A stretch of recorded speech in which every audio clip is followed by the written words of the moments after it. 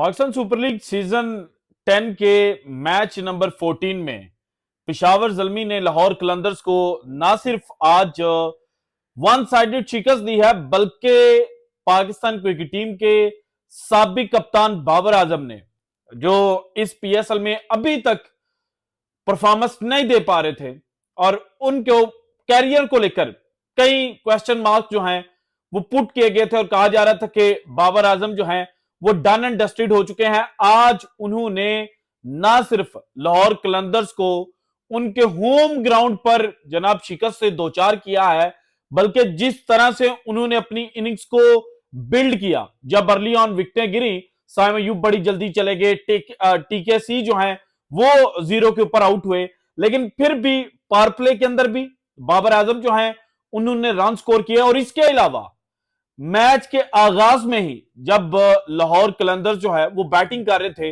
और जब उनकी इनिशियली विकेटें गिरना शुरू हुई, खास तौर पर जब डैरल मिचेल आउट हुए, तो जो रिएक्शन बाबर आजम का था, वहां से पता चल रहा है कि एक नए किस्म का जो बाबर आजम है ना, वो अब हमें कमिंग डेज के अंदर देखने को मिलेगा।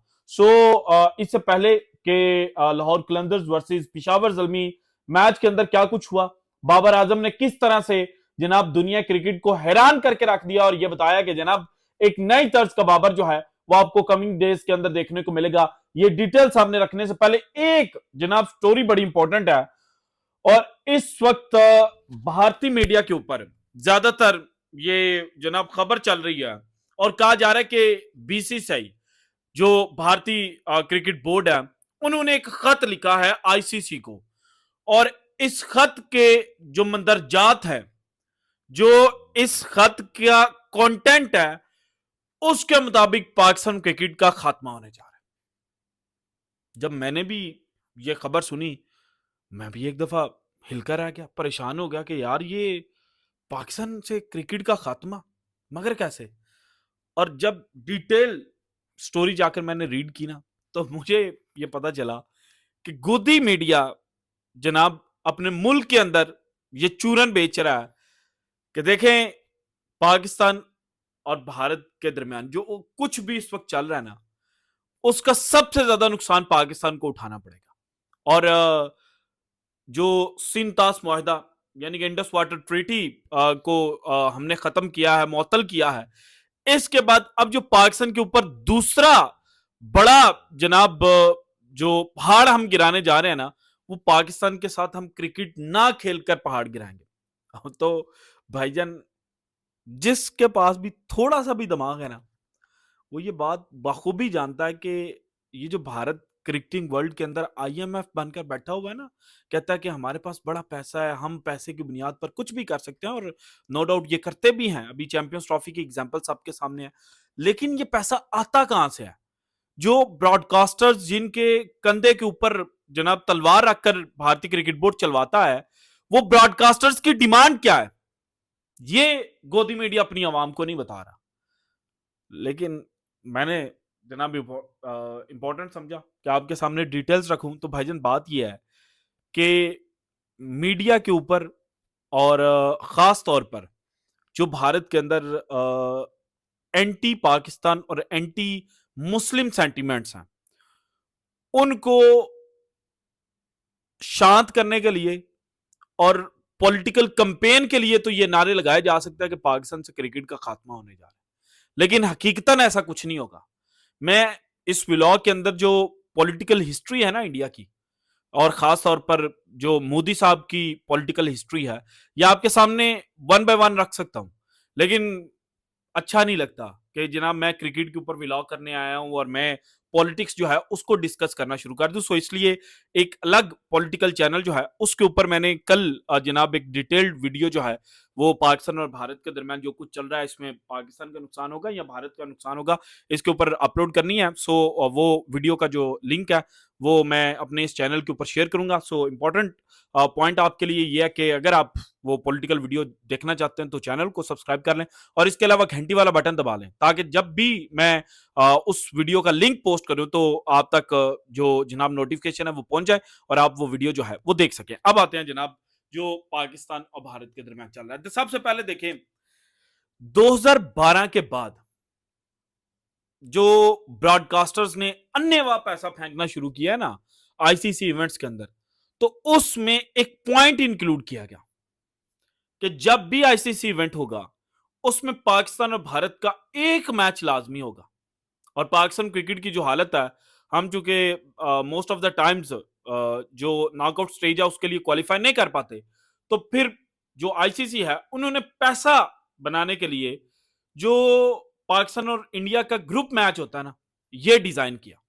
12 में पाकिस्तान इंडिया हुआ, 14 में हुआ, 16 में हुआ, 15 ओडीआई वर्ल्ड कप, फिर 16 टी20 world cup, 17 champions trophy, 19 ODI world cup, 21 टी20 वर्ल्ड कप, 22 टी20 world cup, 23 men's ODI world cup, 24 टी20 वर्ल्ड कप, 25 चैंपियंस ट्रॉफी। ये 2012 के बाद वाले इवेंट्स हैं। 2010 में पाकिस्तान और इंडिया सेम जनाब ग्रुप के अंदर नहीं थे, उससे पहले आ जाए 2009 का जो टी20 वर्ल्ड कप पाकिस्तान जीता था, उसमें भी पाकिस्तान इंडिया सेम ग्रुप के अंदर नहीं था। उससे भी पहले आ जाए 2007 में जब टी20 वर्ल्ड कप को जनाब एक हाइप देनी थी, उस वक्त पाकिस्तान और इंडिया को बाय डिजाइन एक ही ग्रुप के अंदर रखा गया था। सो जनाब कहने को और पॉलिटिकल जो एक प्रोपेगेंडा है उसके लिए ये बात की जा सकती है कि भारत आईसीसी को खत लिख रहा है कि हमने पाकिस्तान वाले ग्रुप के अंदर नहीं रहना। लेकिन ब्रॉडकास्टर्स के पॉइंट ऑफ व्यू से ये देखा जाए ना कि जनाब क्या भारत ऐसा कर सकता है, तो ये काटा है और ये सिर्फ और सिर्फ झूठ है, इसके अलावा कुछ नहीं है। पाकिस्तान क्रिकेट से ना जनाब भारत जो है वो अपनी जान छुड़वा सकता है। मैं आपको बड़ा जनाब बड़े दिल के साथ ये बात करूंगा कि भारत पाकिस्तान क्रिकेट से जान नहीं छुड़वा सकता। ये भागने की कोशिश भी करें ना, तो ब्रॉडकास्टर्स इनको यहां से पकड़ के कहेंगे कि पाकिस्तान के साथ खेलना है, चाहे जो मर्जी हो जाए। ये अभी जो हाइब्रिड मॉडल हुआ था ना, इसमें पाकिस्तान को क्यों एक्स्ट्रा मनी की ऑफर की गई थी, क्यों कहा गया कि आप की डिमांड मानते हैं कि जनाब आप भी 2026 में भारत जाकर मत खेलिएगा, क्योंकि पाकिस्तान ने कहा था कि हम नहीं खेलेंगे। तो फिर कहा गया कि नहीं नहीं, किसी ना किसी तरह से जो मामला है ना उसको कूल डाउन करें, और ब्रॉडकास्टर्स के पॉइंट ऑफ व्यू से ये सारी बातें हुई थी। सो पाकिस्तान क्रिकेट को खत्म करने का जो ख्वाब देख रहे हैं और जो चूरन बेच रहे हैं ना, ये सिर्फ और सिर्फ चूरन है, इसके अलावा कुछ नहीं। और ना ये ख्वाब कभी हकीकत का जो रूप है ना वो धार सकता है। अब आते हैं जनाब पाकिस्तान सुपर लीग सीजन 10 का मैच नंबर 14। और इस मैच से पहले पिशावर जल्मी नीचे लगी हुई थी, एक मैच उन्होंने सिर्फ जीता था। लाहौर कलंदर्स पहला मैच बुरी तरह से हारने के बाद जनाब 2 मैचेस जो है वो जीत चुका था। सो उनका कॉन्फिडेंस आसमान के ऊपर था, और फिर अपने होम ग्राउंड के ऊपर वैसे ही बंदा जो है उसका सीना चौड़ा हो जाता है। लाहौर कलंदर्स का भी सीना चौड़ा था, लेकिन जो किस्मत की देवी है ना वो पिशावर जल्मी के ऊपर मेहरबान थी। पिशावर जल्मी ने टॉस जीता, टॉस जीतकर उन्होंने जनाब पहले बॉलिंग करने का फैसला किया। और जब पिशावर जल्मी बॉलिंग करने के लिए आई, तो आते साथ ही जनाब जो पहला धमाका किया वो अलजारी जोसेफ ने किया। दूसरे ओवर की आखिरी गेंद के ऊपर फखर जमान जो है वो बहुत पीछे जाकर कट खेलने के लिए गए, लेकिन वो क्लीन बोल्ड हो गए। देन उससे वेरी नेक्स्ट ओवर के अंदर ल्यूक वुड जो है उन्होंने आसिफ अली को चलता किया। आसिफ अली समझ ही नहीं पाए कि उन्होंने बैक फुट के ऊपर खेलना है या फ्रंट फुट के ऊपर खेलना है। और देन अब्दुल्ला शफीक जो है वो जनाब आए, डैरल मिचल, और इनके दरमियान पार्टनरशिप बिल्ड होने की जो तमन्ना थी वो लाहौर कलंदर्स के फैंस कर रहे थे। लेकिन डैरल मिचल जो है वो भी अजारी जोसेफ की गेंद के ऊपर जनाब बड़ी हिट खेलने के लिए गए, लेकिन बाउंड्री लाइन के ऊपर जो वुड है उन्होंने कैच पकड़ा, और 17 के ऊपर 3 विकेटें जो हैं वो गिर गई। बल्कि ल्यूक वुड की गेंद थी और अब्दुल समद जो हैं उन्होंने कैच पकड़ा था बाउंड्री के ऊपर, और बाबर आजम के इमोशंस देखने वाले थे।